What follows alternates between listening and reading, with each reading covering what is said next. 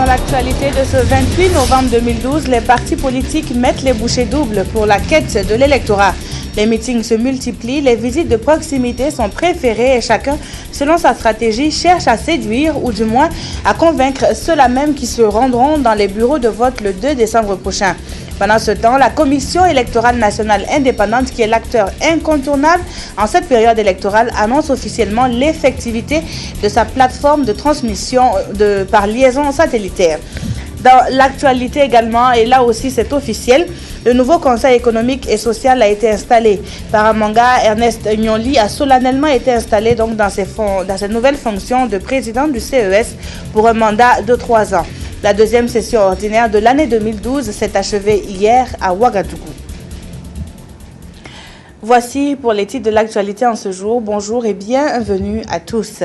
Il s'est tenu du 5 au 27 novembre la deuxième session ordinaire du Conseil économique et social CES qui a abouti à l'installation solennelle du nouveau président du Conseil en la personne de Paramanga Ernest Nyonli, et ce pour un mandat de 3 ans. Safia Toutamboula.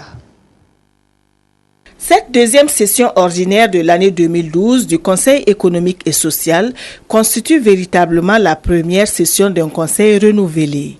Elle a connu l'installation solennelle du président et des membres du conseil pour un mandat de 3 ans. La session a également permis aux 90 conseillers de se pencher sur les textes constitutifs de cette institution républicaine. Nous avons, avec entrain et ardeur soutenu, épuiser dans les délais prévus les points inscrits à l'ordre du jour de notre session. Ainsi, nous avons successivement passé en revue les textes régissant les missions, l'organisation et le fonctionnement du Conseil économique et social. Examiné et adopté le règlement intérieur de notre Assemblée. Mis en place, et cela de manière consensuelle, le bureau de notre Conseil, ainsi que les différents bureaux des 4 commissions spécialisées prévues par la loi organique. Ce qui nous honore tous et augure d'un climat de confiance et de sérénité pour nos prochaines sessions et assises. Nous avons également revisité le plan d'action 2011-2015 du Conseil économique et social parce qu'il nous paraissait essentiel de l'actualiser et de le rendre plus opérationnel et conforme à nos nouvelles ambitions. Cet exercice, malheureusement, n'a pas pu être épuisé et nous nous sommes engagés à le poursuivre et à l'approfondir lors de la toute prochaine session de l'Observatoire économique et social.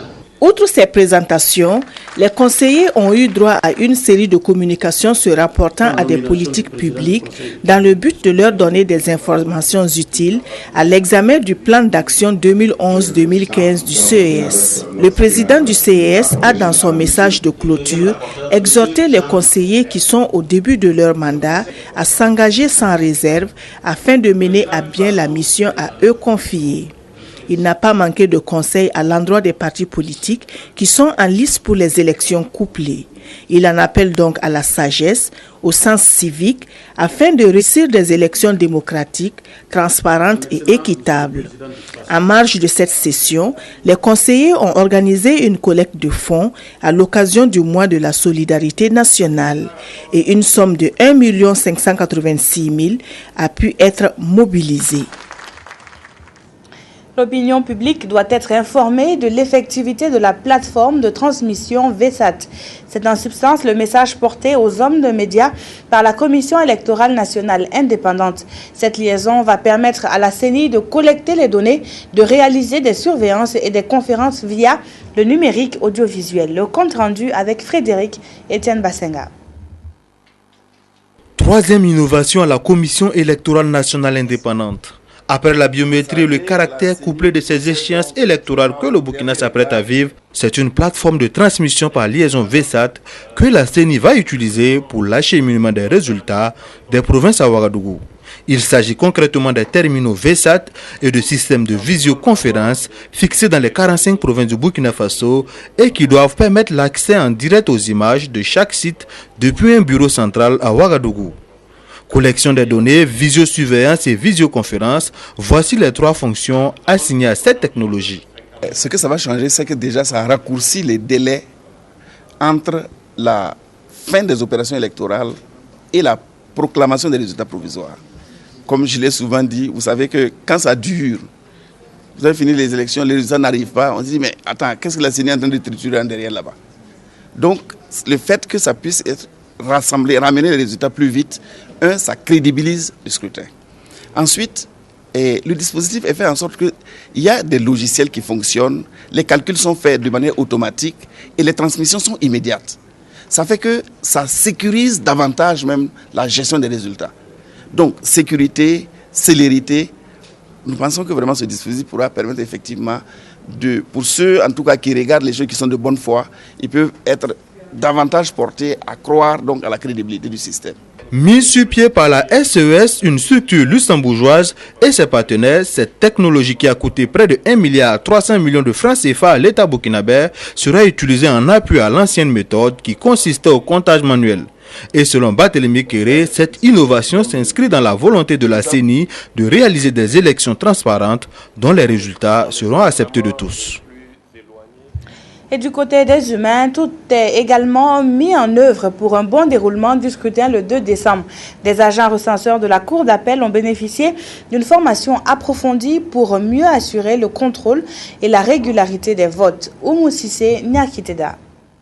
Ils sont 90 magistrats, greffiers et greffiers en chef pour cette session de formation sur les élections municipales.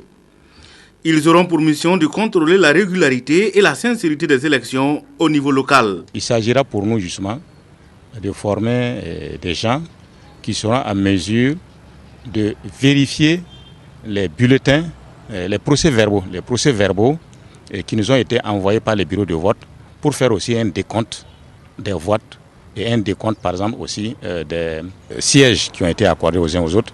Mais il faut retenir que les résultats de la CENI ne seront pas nécessairement les mêmes résultats pour le Conseil d'État. Après la clôture du scrutin et le dépouillement, les bureaux de vote sont tenus d'adresser des procès-verbaux avec toutes les pièces nécessaires, notamment les bulletins nuls, pour permettre au Conseil d'État d'apporter son jugement et de valider les résultats. Ce pouvoir de décision peut consister à rectifier les erreurs qu'ils auront constatées au niveau du dénombrement des votes.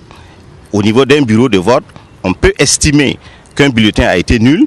La loi fait obligation au bureau de vote d'annexer à son procès verbal ces bulletins nuls-là pour qu'ils soient acheminés au juge de l'élection.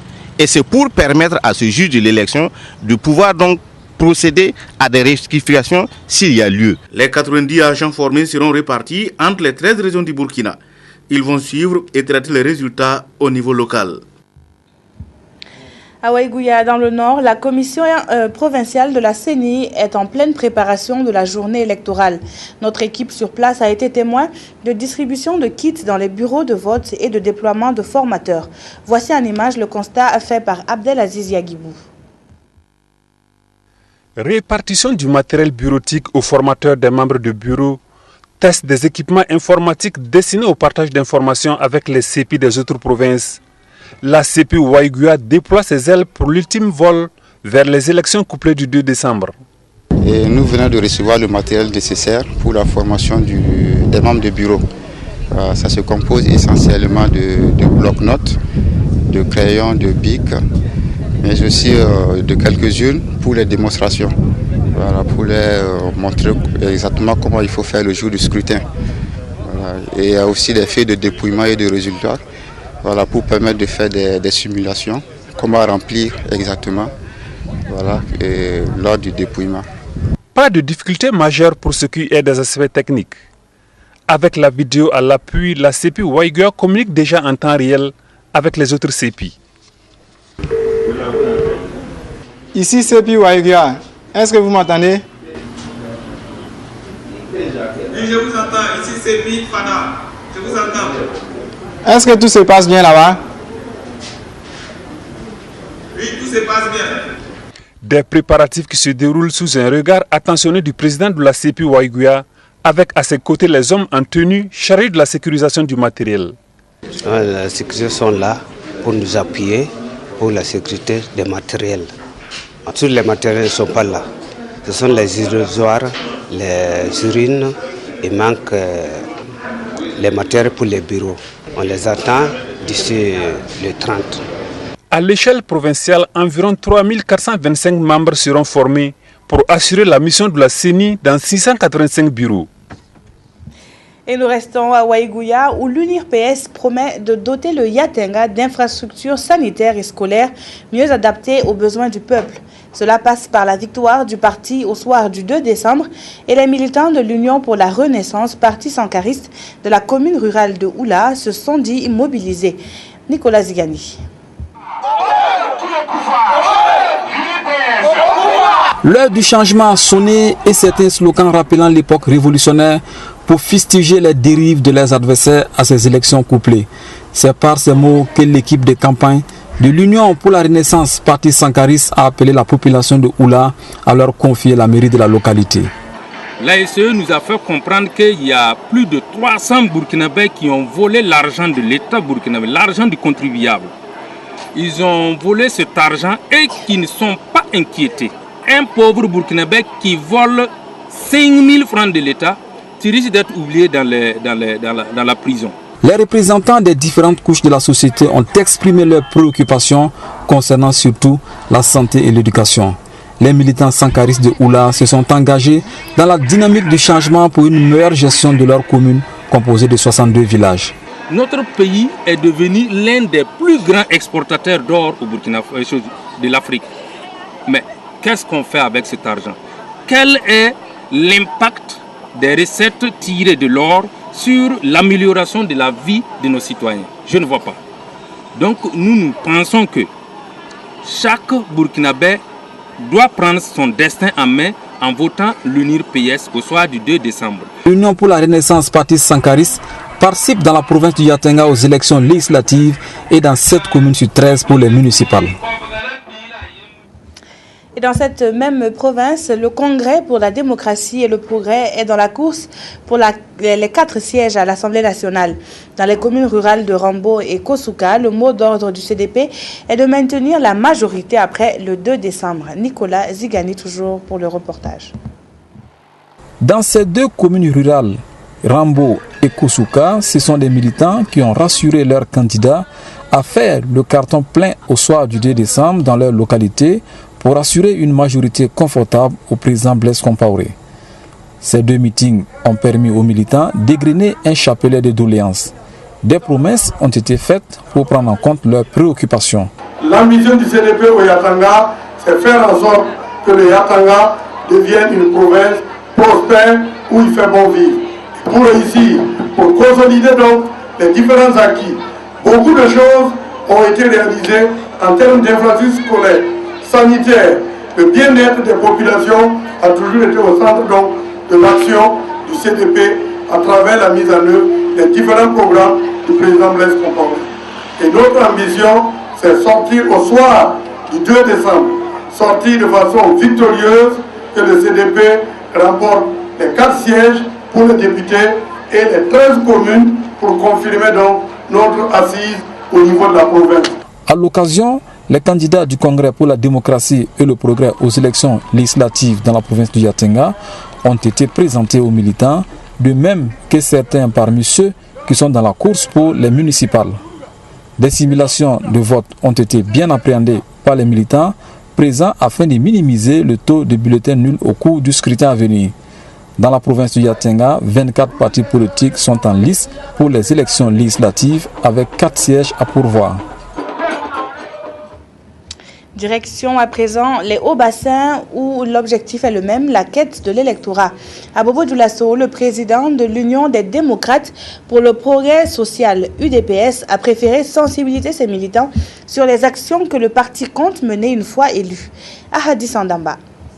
Le vote par mécanisme, le vote des gens qui se réveillent en sursaut pour voir quels sont les doigts qui sont en l'air, ça doit s'arrêter.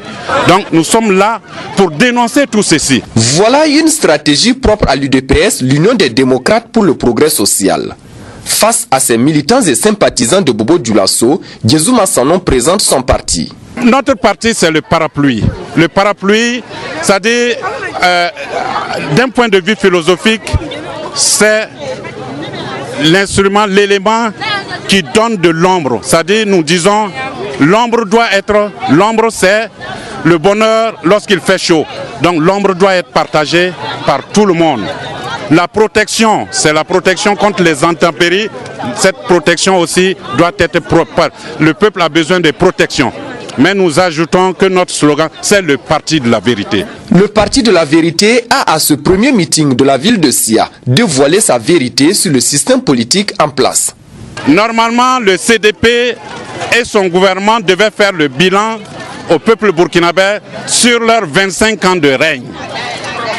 Comme ils ne veulent pas faire le bilan, nous avons l'obligation d'informer le peuple burkinabé sur ce qu'ils ont pu faire et ce qu'ils n'ont pas pu faire.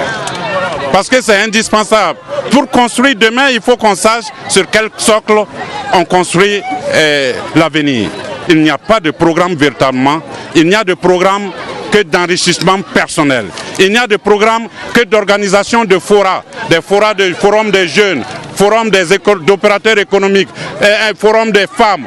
C'est des forats sans qu'il n'y ait aucun lien entre ces forats et le développement de notre pays. Alors ça, j'ai dit qu'il faut qu'on le dise à la population, qu'on dise qu'on essaie de les distraire avec des multitudes de réunions sans jamais poser les problèmes de fond. Entre autres problèmes de fond, c'est la question de l'éducation et de la recherche. Est-ce qu'au niveau de l'éducation, au jour d'aujourd'hui, je pose la question simple. Nous sommes à quelle année universitaire? Personne ne peut le dire. C'est un cafouillis total, tout comme la politique du CDP. Au niveau de l'enseignement, j'insiste dessus toujours, est-ce que véritablement on peut toujours supporter et toujours dire que l'avenir de nos enfants se construit avec des écoles où les classes sont bondées à 120, 180 avec un instituteur mal payé qui véritablement ne sait comment faire avec des enfants affamés qui viennent pour dormir la moitié du temps. Est-ce qu'on va continuer comme ça? Et moi j'ai dit on ne peut pas continuer comme le CDP ne veut pas le dire. Ils ne veulent pas montrer leur échec. Nous allons dire qu'ils ont échoué. Et pour qu'il ait un changement, Djezouma Sanon invite les populations à voter pour le parti de parapluie. L'UDPS est un parti qui a été créé en 2010. Il est la fusion de 4 partis politiques. Et pour ces élections, le parti est présent dans 7 provinces pour les législatives et dans 18 communes et arrondissements pour les municipales. Le programme du parti et du mouvement patriotique pour l'alternance devra aboutir à une nouvelle gouvernance soucieuse de l'intérêt général. C'est ce que nous rapporte Moumouni Baro qui a assisté au meeting du MOPA tenu à Lafiabougou au secteur 20 de la ville de Sia. Après un point de presse qui a marqué l'ouverture de sa campagne électorale, le mouvement patriotique pour l'alternance MOPA va à la conquête des voix à Sika Soussira, secteur 8 de Bobo Dioulasso. Là, les candidats ont eu des échanges à bâton rompu avec les militants et se sont ensuite rendus à Lafiabougou, secteur 20, pour tenir le tout premier meeting afin d'expliquer aux militants le contenu du programme de leur parti. Sika Soussira est très délaissé. C'est un quartier qui est laissé pour compte. Si vous constatez, c'est le quartier qui est en centre-ville à Bobo Dioulasso, mais qui n'a rien, qui n'a aucune infrastructure réelle pour les enfants, pour les femmes, pour la jeunesse. Les maisons sont délabrées, vraiment ça ne va pas. C'est pas que je peux apporter le coup de bâton magique, mais au moins, étant là-bas, je peux me servir de relais entre la population et la mairie, savoir dans quelle mesure, comprendre comment vraiment aider cette population-là. Surtout les enfants, vous voyez les tout petits, les femmes et la jeunesse. Sur l'axe éducatif, nous allons vraiment essayer d'améliorer non seulement les conditions de travaux des acteurs de ce service, et en plus de ça, on va essayer de mettre un système en place pour éviter que l'élève du citoyen lambda ne soit refoulé à l'école à cause de 3 000 francs. Et je ne vais pas oublier le secteur sanitaire, parce que là, nous ne voulons plus aussi que l'enfant d'un citoyen lambda meurt à l'hôpital pour le paludisme, ou la femme du citoyen lambda aille souffrir pour l'accouchement et faute de matériel de travaux autres qu'elle succombe sur la table d'accouchement. Pour cette force politique, elle va à la conquête de l'électorat dans la province d'Ioué avec une vision et une stratégie qui lui sont propres. Nous avons des idées, nous avons des stratégies modestes que nous allons exploiter. La proximité, les groupes ciblés. Nous allons cibler des groupes, les faire comprendre notre message. Il y a des femmes que nous allons cibler, des jeunes que nous allons cibler. Nous allons cibler également des intellectuels, des cadres. Nous allons cibler tout le monde pour pouvoir faire passer notre message. Le MOPA a été officiellement reconnu comme force politique au Burkina Faso le 16 mai 2011. Le parti n'entend pas faire de la figuration malgré son jeune âge. Pour cela, il compte beaucoup sur ses militants et ses partisans pour la victoire afin d'apporter un changement à l'issue des élections législatives et municipales du 2 décembre prochain. Le prix de l'Anaya n'est pas en reste dans la course au siège dans la région des Hauts-Bassins. Le Parti républicain pour l'indépendance totale organise des tournois sportifs et mène une campagne de porte-à-porte pour expliquer aux populations les grands axes du parti. Au micro de Ahadi Sandamba, un candidat s'exprime. Vous savez que c'est la ville de Bobo-Dioulasso où on parle de Dioula. C'est cette ville qui a donné le second nom, donc la particule l'Anaya au parti. Il était de bon ton en tant que parti reconnaissant le mérite de ceux qui l'ont porté sur les fonds baptismaux de venir tenir son premier meeting. Samedi et dimanche. Et toutes nos excuses pour cet élément qui finit. Donc en queue de poisson, nous reviendrons bien sûr au cours de nos prochaines éditions. Et puis, c'est au cours d'une assemblée générale que le mouvement africain des peuples a éclairé les militants sur la philosophie du parti pour bâtir le Faso et unir l'Afrique. Le MAP entend remporter les 2 sièges de députés dans la province du Yoba et remporter le maximum de votes pour gérer les municipalités. Dramandadian. C'est une assemblée générale du mouvement africain des peuples à Ouissa. Avec les militants, il a été question d'attirer les électeurs pour remporter les 2 sièges aux législatives et engranger le maximum de conseillers dans les 8 communes du Yoba. Depuis le début de la campagne électorale, les responsables du mouvement africain des peuples disent plaider pour des élections apaisées et présenter le programme du parti à la population. Nous avons dit que nous voulons bâtir le Faso et puis unir l'Afrique, en tenant compte d'un certain nombre de valeurs de démocratie, de la République, de la justice, de la liberté, en tenant compte également aussi des aspirations des populations, parce que nous disons que nous voulons agir avec les citoyens, écouter ces citoyens et faire tout par eux. Selon son secrétaire général, le mouvement africain des peuples n'est pas un parti électoraliste. Sa mission, impliquer les jeunes à la chose politique. Notre parti est venu dans un contexte assez particulier. Nous avons été créés en août 2011 suite à la crise que notre pays a vécue. Et c'est une plateforme, c'est une opportunité que nous avons donnée à la jeunesse de s'exprimer démocratiquement pour prendre part à la gestion du pouvoir d'État. Présent dans 4 provinces, le Oui, le Yoba, le Kadiogo et le Passoré, le mouvement africain des peuples a opté pour une campagne de proximité avec l'espoir de sortir gagnant au soir du 2 décembre. Dans la région du Sud-Ouest toujours, l'Union pour le progrès et le changement donne de la voix. Tout est mis en œuvre pour attirer l'électorat et arriver au changement prôné. Ferdinand Olosome est candidat au compte du Parti du Lion dans le Nombiel et il livre un message au micro de Dramandadian. L'UPC est présent aussi bien au municipal qu'au législatif. C'est une première pour nous au Nombiel. Et effectivement, il y a eu des efforts dans ce sens-là. Et si nous avons pu déposer des candidatures dans toutes les communes, en tout cas, partout où nous sommes passés pendant la campagne, alors nous avons laissé notre message qui a été bien entendu et sincèrement, nous espérons beaucoup. Alors, pour ce qui est maintenant du dernier rendez-vous, nous l'avons prévu pour le 29 de ce mois, ça sera à 10 h. Nous avons demandé donc à tous nos responsables de toutes les communes d'être là avec nous et à nos candidats qui sont dans les villages de Batié, les 60 villages, d'être également présents, pour que nous puissions finaliser ce que nous avons commencé ensemble. Alors, il s'est agi d'un travail d'ensemble, d'équipe. Alors, nous espérons que c'est nécessaire de nous retrouver vers la fin pour en faire le point. Alors, pour savoir là où ça a marché, là où ça n'a pas marché, et s'il y a lieu peut-être de faire des redressements, qu'on puisse le faire.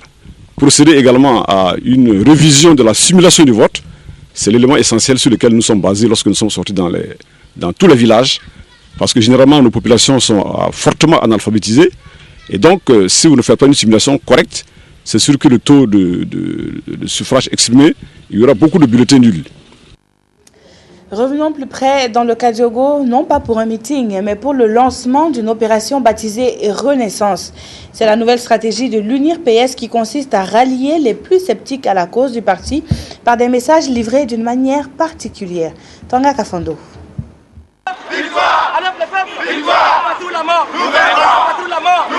Deuxième semaine de la campagne électorale, nouveau marketing politique à l'UNIR PS, l'Union pour la Renaissance, parti sankariste.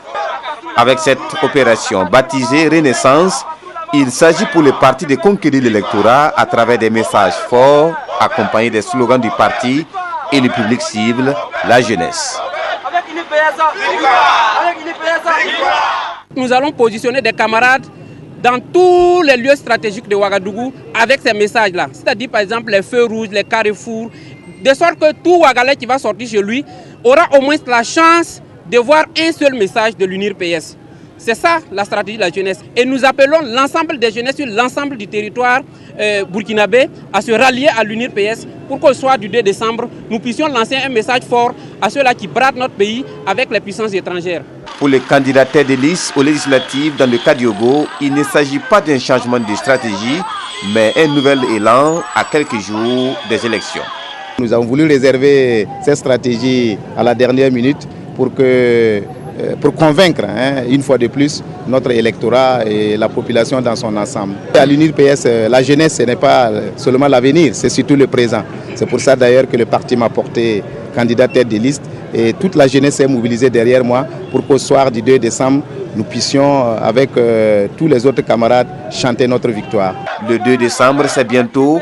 Et les partis ne tarissent pas d'initiative car c'est la course contre la montre, mais aussi contre les adversaires pour assurer la victoire. C'est une stratégie étoffée qui a également été présentée à Tangendasouri par le CDP. Les militants ont du reste promis de véhiculer le message dans toute la commune pour obtenir le maximum de voix le jour du scrutin. Le point avec Nathalie Sawadogo et Viviane Chenrobego. Arthur Kafando et ses camarades sont allés dérouler leur programme de campagne aux militants et sympathisants du CDP dans l'arrondissement numéro 5 de Tangendasouri. Pour convaincre les militants à porter leur choix sur le CDP, les responsables sont revenus sur le bilan de leur parti, un bilan qui comporte des réalisations socio-économiques et culturelles. Ils ont invité la population à faire à nouveau confiance au parti pour lui permettre de poursuivre la construction du pays. Nous avons aujourd'hui un programme de plus de 100 milliards déjà qui est prévu pour les voiries, pour l'assainissement et pour aussi les questions sanitaires et l'éducation. Donc cela déjà est une mobilisation qui permet de pouvoir assurer un certain nombre d'infrastructures minimales au niveau des communes rurales.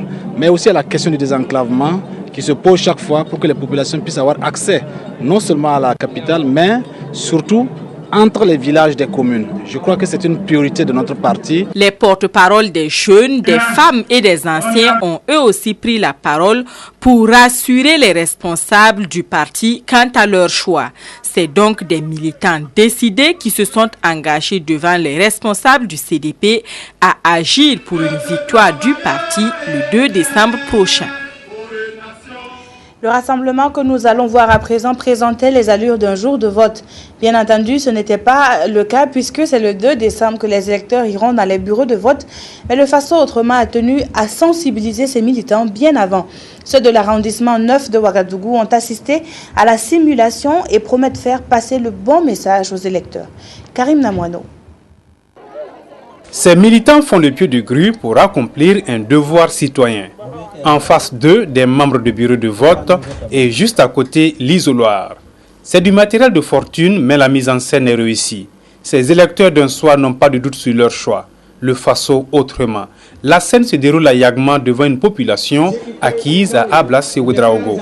Nous organisons des séances de simulation de vote pour que les gens sachent comment il faut travailler, comment il faut voter pour qu'il n'y ait pas d'erreur, pour que le travail soit bien fait au soir du 2 décembre. Ce n'est pas encore la veille d'armes, mais le FASO autrement recommande à ses militants d'affûter leurs armes. L'arrondissement 9 est en ligne de mire. Pour l'heure, il faut ratisser large en prêchant le langage de l'alternance selon les intervenants. Dans les concessions, dans les marchés, toutes les occasions sont opportunes, même le football pour rallier les électeurs. Notre parti, le Faso autrement, inspire au changement de comportement, au changement de manière de faire, pour que le pays retrouve sa dignité perdue. Les candidats du Faso autrement au municipal dans l'arrondissement 9 ont par ailleurs demandé à leurs militants de jouer leur va-tout dans cette dernière ligne droite de la campagne électorale, car comme au football, la victoire peut être remportée à la dernière minute, conclut-il. Hors de chez nous, cela fait maintenant quelques jours que l'Égypte est en proie à des vagues de manifestations opposant jeunes aux forces de l'ordre. À l'origine, un décret donnant